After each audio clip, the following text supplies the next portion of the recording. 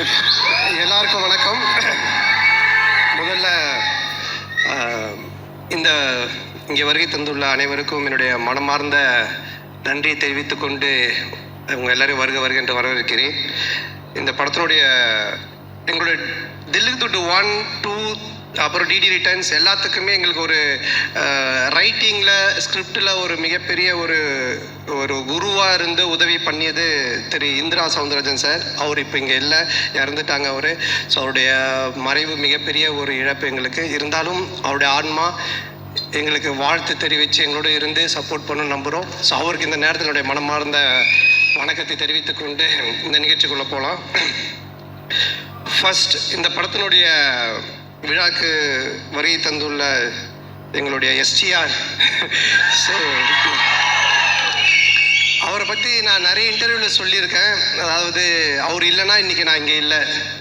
So அவர் தான் சினிமாவில் என்னை கொண்டு வந்தது.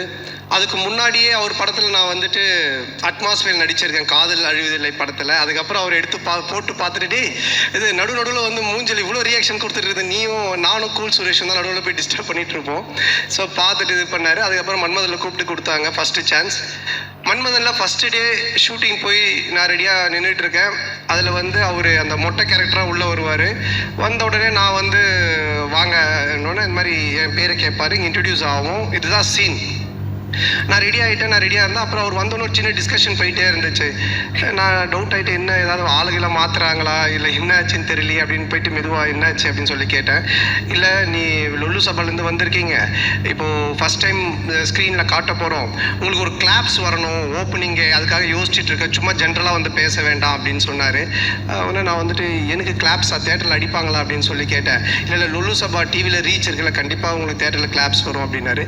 அப்போ நான் வந்து என்ன பண்ணணும் அப்படின்னு சொல்லி கேட்டேன். சரி ஒன்று பண்ணலாம், நான் வந்தோன்னே உன் பேர் கேட்குறேன், உன் பேர் என்னென்னா அப்போ தான் வச்சோம் பாபின்னு வச்சோம். உன் பேர் என்னன்னு கேட்குறேன், நீ வந்துட்டு பாபின்னு சொல்லு. நான் எக்கோவில் வந்து ஒரு 3 இடத்துல பாபி பாபி பாபின்னு அப்படி போட்டுட்டு மியூசிக்கெல்லாம் காமிச்சிட்டு அப்புறம் நான் சீனுக்குள்ளே நம்ம போகலாம் அப்படின்னாரு. நல்லா இருந்துச்சு. அவருக்கு என்னென்னா என்னை காட்டும் போதே ஒரு கிளாப்ஸோட காட்டணும் அப்படின்றதுக்காக சொன்னார். அப்போ நான் சொன்னேன், இல்லை இப்படி ஒன்று பண்ணலாமா, என்ன நீங்கள் கேளுங்க, நான் வந்து 3 தடவை நானே பாபி பாபி பாபின்னு சொல்கிறேன், அதுக்கப்புறம் நீங்கள் அந்த டைலாக் சொல்லுங்கள், அப்படி பண்ணலாம் அப்படின்னு. ஒன்று அவரும் சிரிச்சிட்டு சரி நல்லா தான் இருக்குது, ஆனால் பில்டப்பாக இருக்காது, ஆனால் நல்லா தான் இருக்குது அப்படின்னாரு. நல்லா தான் இருக்கும் அப்படின்னு சொல்லிட்டு அப்போ தான் அந்த ஃபஸ்ட்டு டைலாக்கு அவர் வந்து என்கிட்ட கேட்பார், உன் பேர் என்னன்னுவார். நான் ஒன்று பாபி பாபி பாபின்னுவேன். ஒன்று அவர் பாபி பாபி பாபின்னுவார். டேய் ஒரு பாபி தான்டா என் பேர் அப்படின்னு சொல்லுவேன். அதுக்கப்புறமா பில்டப்புக்காக 3 தடவை சொன்னோம் அப்படின்னு. ஸோ இப்படி தான் என்னோடய ஃபஸ்ட்டு சீன் அவரோட ஆரம்பித்தது. குறையவே இல்லை, அதே அன்பு அதே அக்கறை இப்போ பண்ணுற எஸ்டிஆர் 49லேயுமே என்கிட்ட என்ன சொன்னார்னா, டைரக்டரை கூப்பிட்டு சாண்டாக்கு என்ன வேணும், சாண்டா எப்படி நம்ம நல்லா யூஸ் பண்ண முடியும், சாண்டாக்கு என்ன பண்ண முடியும், அதை முதல்ல யோசிங்க அப்படின்னு தான் சொன்னார். அன்றைக்கி கூட வீட்டில் போய் மொட்டை மாடியில் பார்த்து ஒரு 3 hours டிஸ்கஷன் பண்ணும்போது என்னை பற்றி மட்டுமே தான் பேசிகிட்டு இருக்காரு. ஸோ இப்படிப்பட்ட ஒரு அன்பும் அரவணைப்பும் கொண்ட ஒரு அருமையான ஒருத்தர் எனக்கு கிடைச்சது. உண்மையிலேயே நான் கடவுளுக்கு நன்றி சொல்லணும், எங்கள் அப்பா அம்மாவுக்கு நன்றி சொல்லணும். ஸோ ரொம்ப நன்றி நீங்கள், I love you all the time. அதனால் எனி டைம் எப்போவுமே அவருக்கு பின்னாடி அவர் கூட நான் கண்டிப்பாக நிற்பேன். அது எதுவாக இருந்தாலும் என்னவாக இருந்தாலும் அது நிச்சயமாக இந்த வருஷம் எஸ்டிஆர் 49 நீங்கள் பார்ப்பீங்க.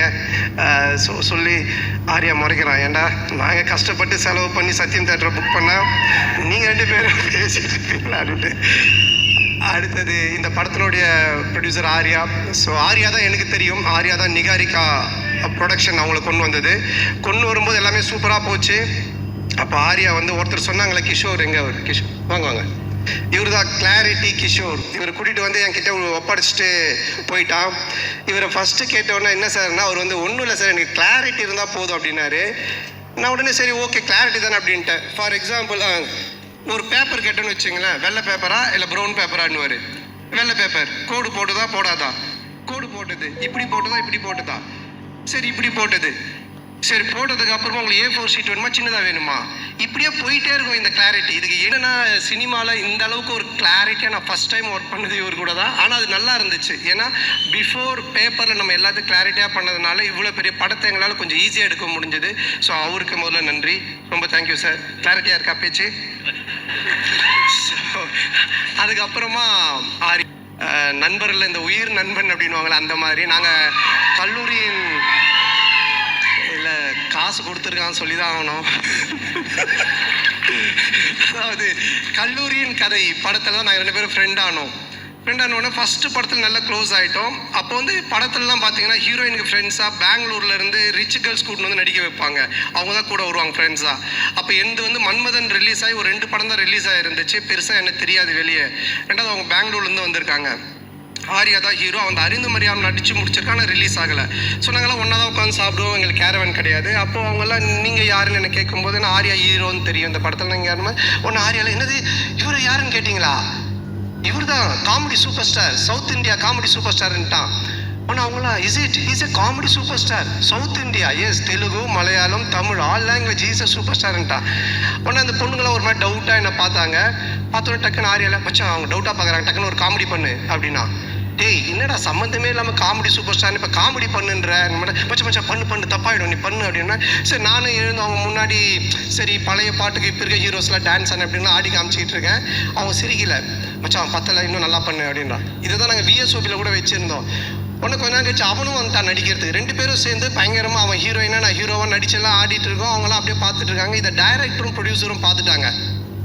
2 பேரும் கூப்பிட்டு என்ன சார் ஒரு ஹீரோ ஒரு காமெடின்னு அந்த பொண்ணுங்க முன்னாடி போய் டான்ஸ் ஆடினு காமெடி பண்ணிட்டு இருக்கீங்க அப்படின்போது இல்லை சார் அவனை வந்து ப்ரூவ் பண்ண நான் சொன்ன மச்சான் என்னை ப்ரூவே பண்ண வேணாம், என்னை விட்டுரு, நான் காமெடினா இல்லாமல் கூட போகிறேன்ட்டு. அதுக்கப்புறமா அந்த காமெடி சூப்பர் ஸ்டார்ன்றது அவன் விடவே இல்லை. சேட்டை படம் அப்போது காமெடி சூப்பர் ஸ்டார் டைட்டிலே எனக்கு போட்டுட்டான் படத்தில். நான் லிங்காவில் நடிக்கும்போது ரஜினி சார் கூப்பிட்டு கேட்குறாரு நீங்கள் காமெடி சூப்பர் ஸ்டாரா அப்படின்னு. நான் ஒன்றும் இல்லை சார் ஆர்யா தான் போட்டான்னு. நீங்கள் சொல்லாமலா போட்டிருப்பான் அப்படின்னாரு. சார் சத்தியமாக நான் சொல்ல சார், அதாவது என்னை எந்த லெவலில் மாட்டி விட்டுருக்காண்ணா. ஸோ எங்களோட ஃப்ரெண்ட்ஷிப் அந்த மாதிரி. ஆனால் இதெல்லாம் ஒன்றுமே இல்லை. இப்போ ஒரு மேட்ரு ஒன்று சொல்ல போகிறேன், அதை கேளுங்க. என்னாச்சுன்னா இந்த படம் ஆரம்பிச்சிட்டோம். இந்த மாதிரி ஆனந்த் போய் லைன் சொல்லிட்டான், ஆர்யாவுக்கு பிடிச்சி போச்சு, ஆர்யா சூப்பர் நம்ம பண்ணலாம் அப்படின்னு சொல்லிட்டான். சொல்லி முடிச்சுட்டு 6 மந்த் ஆகிடுச்சு. நான் அதுக்கப்புறம் டிடி ரிட்டர்ன்ஸ் முடிச்சுட்டு வடகுப்பட்டி ராமசாமி அப்புறம் இங்கே நான் தான் கிங்கெல்லாம் முடிச்சுட்டேன். ஸோ அப்புறம் ஆர்யா வந்தால் அவங்க ஃபுல் ஸ்டோரி சொன்னாங்க. ஆர்யா கேட்டுட்டான். நான் இந்த இன்பிட்வீனில் ஒரு இடம் வாங்கினேன். இடம் வாங்கி வீடு ஒரு பழைய வீட்டோட வாங்கினேன். அந்த வீட்டை வந்து ரெனோவேஷன் பண்ணிவிட்டு அங்கே போயிடலாம் அப்படின்ற ஒரு ஐடியாவில் நான் ரெடி பண்ணிகிட்ருக்கேன். எங்கள் அம்மாவும் ஒய்ஃபும் வெள்ளிக்கிழமைனா அந்த வீட்டுக்கு போயிட்டு விளக்கு ஏற்றுவாங்க. ஆல்மோஸ்ட் அந்த வீடு செட் ஆகிடுச்சு, தான் போகிறோம் அப்படின்ட்டு. ஆர்யா கதை கேட்டு முடிச்சுட்டு எங்கடா இருக்க அப்படின்னு சொன்னால் மச்சான் அது மாதிரி நான் இந்த ஒரு இடம் வாங்கியிருக்கேன்டா, அங்கே ஒரு வீடு இருக்குது, அது ரெனோவேஷன் பண்ணிட்டு இருக்கேன். சரி அங்கே நான் வந்துடுறேன் அப்படின்ட்டு அங்கே வந்தோம். வந்து மச்சான் படம் சூப்பராக இருக்குது, கதை நல்லா நம்ம பண்ணிடலாம், எவ்வளோ செலவுனாலும் பிரச்சனை இல்லை, செம்மையாக பண்ணிடலாம். சரி ஓகே இது நான் இதான் மச்சான் வீடு நான் சொன்னேன். பார்த்துட்டு இல்லை ஏய் என்னடா வீடு நல்லாவே இல்லையா மச்சான், அவன் உள்ளெல்லாம் போய் பார்த்துட்டுல மச்சான் இந்த வீட்டை இடிச்சிரு அப்படின்ட்டான். நான் ஒன்றே ஷாக் ஆகி மச்சான் வீட்டெல்லாம் இடிக்க முடியாது மச்சான், நான் வீட்டிலலாம் சொல்லிட்டேன் இது ரெனோவேஷன் பண்ணுறோம், இடிச்சா நிறைய செலவாகும், அதுவும் இல்லாமல் ரொம்ப நாள் ஆகும்ல. டேய் கம்னு நீ ஏதாவது ஒன்று இப்படி தான் பண்ணு இடம் கூடமா, அதுக்கப்புறமா வந்துட்டு இது சரியில்லை அது சரியில்லைன்னு சொல்லிட்டு இருப்பேன் அப்படின்னு சொல்லிட்டு என்ன பண்ணிட்டான்னா வீட்டு இடிக்க சொல்லி உடனே அவங்க ஃப்ரெண்டுக்கு ஃபோன் பண்ணி இது மாதிரி மச்சான் சந்தான வீடு தான் அட்ரஸ் நான் உனக்கு அனுப்புகிறேன், நீ இந்த வீட்டை வந்து இடித்து ஃபுல்லாக டெமாலிஷ் பண்ணிட்டேன்னு. உடனே அவன் வந்து ஒரு பாய்க்கு ஃபோன் பண்ணால் ஒரு பாய் ஒருத்தர் வந்தார். சண்டே நைட் இது நடக்குது. மண்டே டியூஸ்டே வெட்னஸ்டே தேர்ஸ்டே இடித்து தரமட்டமாக்கி எல்லாத்தையும் வாரின்னு போயிட்டாங்க. வெள்ளிக்கிழமை எங்கள் அம்மா ஒய்ஃபும் போய் விளக்கேற்றுவாங்கல்ல, அவங்க வெள்ளிக்கிழமை போயிருக்காங்க. நான் சொல்லலை ஏன்னா திட்டுவாங்க அப்படின்ட்டு.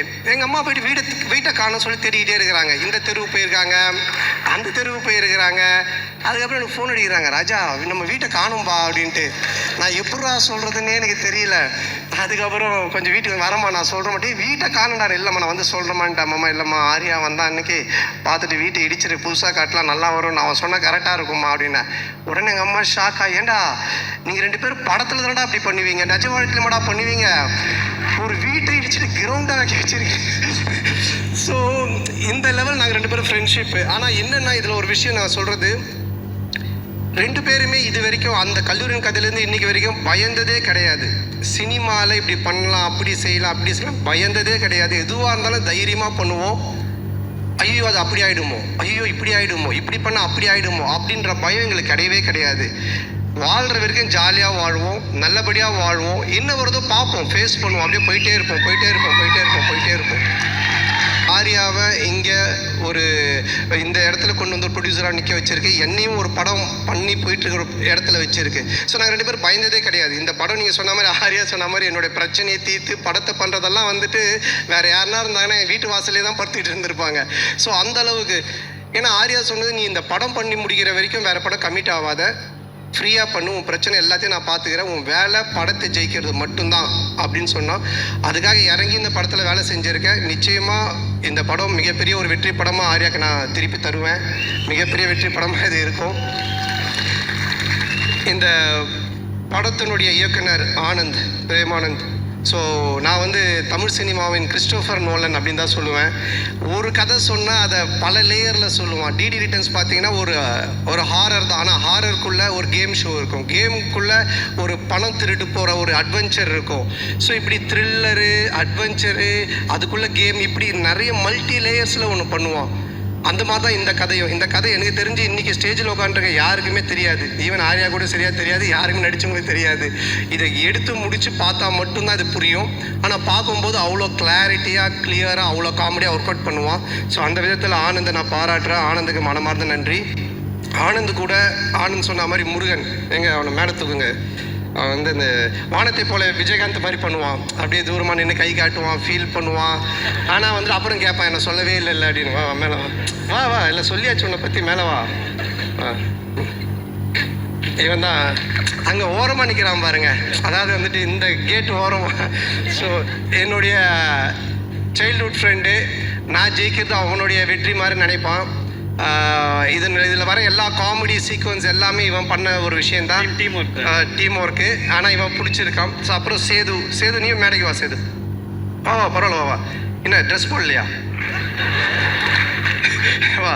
ஸோ சேது நீங்கள் படத்தில் பார்த்துருப்பீங்க. ஸோ இவங்க 2 பேருடைய hard work, it's team work Setu.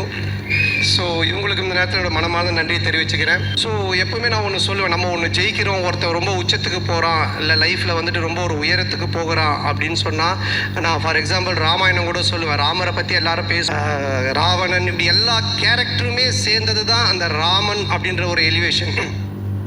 அந்த மாதிரி யாராக இருந்தாலுமே வாழ்க்கையில் ஒருத்தர் ஒரு உயரத்துக்கு போகிறான்னா அவன் மட்டுமே இல்லை, அவனோட டேலண்ட்டை மட்டுமே காரணம் இல்லை, அவனை சுற்றி இருக்கிறவங்க எல்லாருமே காரணம். அப்படி என்னை சுற்றி இருக்கிற இங்கே இருக்கிற என்னுடைய நண்பர்களாக இருக்கக்கூடிய, மேடையில் இருக்கக்கூடிய எல்லாருமே, அப்புறம் அந்த ஏதோ சிரீஷ் நண்பர் அந்த கடைசியில் உட்காந்துருக்காரு. ஸோ இந்த மாதிரி ஒரு நட்பு எல்லாம் கிடைச்சது எனக்கு மிகப்பெரிய ஒரு பாக்கியம் தான் நினைப்பேன். என்னோட முதுகெலும்பாக இருந்து என்னுடைய டீம் எனக்காக எழுதிட்டு இருக்கிறது, இந்த மேடையில் உட்காந்துட்டு இருக்கு, எனக்கு வாய்ப்பு கொடுத்த எஸ்டிஆர்லேருந்து இன்றைக்கி நான் இங்கே ஹீரோவாக இந்த படத்தில் நிற்கிறதுக்கு காரணமாக இருக்க ஆர்யாவிலேருந்து, மாறன்லேருந்து எல்லாருமே, அண்ட் தென் அன்னைக்கிலேருந்து இன்றைக்கி வரைக்கும் எனக்கு சப்போர்ட் பண்ணிகிட்டு இருக்கிற மீடியா அண்டு ப்ரெஸ். ஸோ ரொம்ப நெருங்கிய நண்பர்கள் நிறைய பேர் இருக்கீங்க. பர்சனலாக ஃபோன் பண்ணி இதை இப்படி சொல்லுங்கள், இதை பண்ணுங்கள், செய்யுங்கன்னு எனக்கு சப்போர்ட் பண்ணிகிட்ருக்கீங்க நீங்கள். அதுக்கப்புறம் ரொம்ப என்ன சொல்கிறது, நம்ம ஃப்ரெஷ்ஷாக ஜாலியாக ஒன்று ஒர்க் பண்ணால் நம்ம குடும்பம் ஃபஸ்ட்டு ஹாப்பியாக நம்மளை வச்சுக்கணும். ஸோ என்னுடைய அம்மா, என்னுடைய மனைவி, என்னுடைய குழந்தைகள், ஸோ அவங்களுடைய இன்புட்ஸ், அவங்களுடைய அன்பும் அரவணைப்பும். அப்புறம் 12 வருஷம் கழித்து ஒருத்தன் படம் வந்து அந்த காமெடியை ரசிக்கிறீங்கன்னா, என் மேலே அளவு கடந்த அன்பு வச்சிட்ருக்கிற என் உயிரினும் மேலான அன்பு சொந்தங்களாகிய என்னுடைய ரசிகர்கள் நீங்கள் தான். ஸோ உங்களுடைய இந்த ஒரு அன்பும் மிக முக்கிய ஒரு காரணம். அதுவும் இல்லாமல் இன்றைக்கி ஃபங்க்ஷனில் ரொம்ப நாளைக்கு அப்புறம் என்னுடைய சொந்தங்களை கூட்டின்னு வந்திருக்கேன். மாமா, அக்கா, அண்ணன், சித்தி, அத்தை, மாமான்னு. ஸோ அவர்களுக்கும் எல்லா குட்டீஸ்க்கும் இந்த நேரத்தில் என்னோட மனமார்ந்த நன்றி தெரிவிச்சுக்கிறேன். May 16th ரிலீஸ் ஆகுது. டெஃபினட்டாக படம் உங்கள் எல்லாரையும் மிக பெரிய லெவலில் திருப்திப்படுத்தும். நல்ல காமெடி ஒர்க் பண்ணியிருக்கோம். நீங்கள் தேட்டரில் போய் பாருங்கள், பயங்கரமாக என்ஜாய் பண்ணுவீங்க. டிடி ரிட்டர்ன்ஸை விட 3 மடங்கு உங்களுக்கு ஒரு ட்ரீட் இருக்குது. அது வந்துட்டு ரொம்ப ஆணித்தனமாக நான் சொல்லுவேன். ஸோ